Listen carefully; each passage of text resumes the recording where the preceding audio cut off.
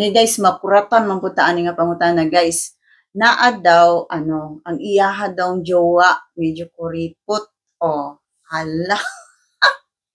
Oh, maglisod ko anig tubag guys kung unsa imong pasabot nga kuripot. Kung yung kag kuripot nga di manghatag og kwarta, aw basin jud kay di ko ginataga og kwarta.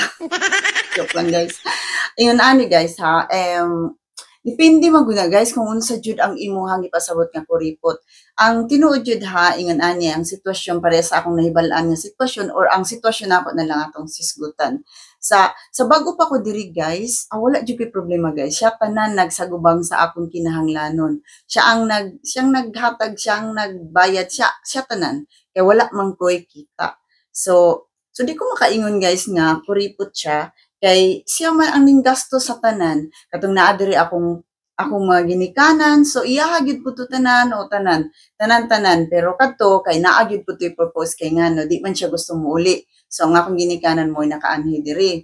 So alangan magkinsay mo gasto o siya gyud ang mo gasto. Unya karon nga na nakoy trabaho guys. So karon kay na naman koy trabaho, syempre magtiayon man mi so magkasinabot yun mi nga magtinabangay may nana guys. So makaingon ko nga kuripot siya sa tungod kay ang kwarta niya guys, dili niya basta-basta ginagasto. Kung naa siya gastuhan nga kung iyahang gusto, kana mo gasto siya guys. Pero kanang mga ingon nga, kanang mga dili kinahanglan, so dili ko na siya basta mumubuhi sa kwarta.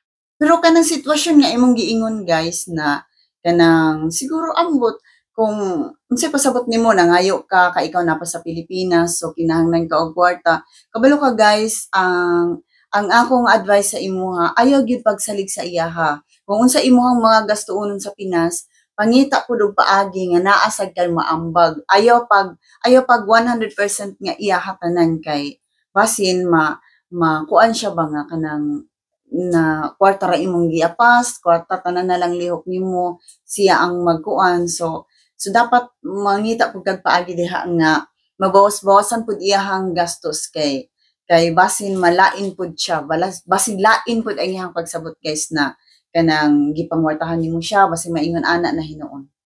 So kana guys unya i-inform na lang pud ta mo guys nga kaning mga kana bitong kita no mga Pinoy kay hilig baya gyud ta og manghatag og kwarta sa atong mga ginikanan, sa atong pamilya.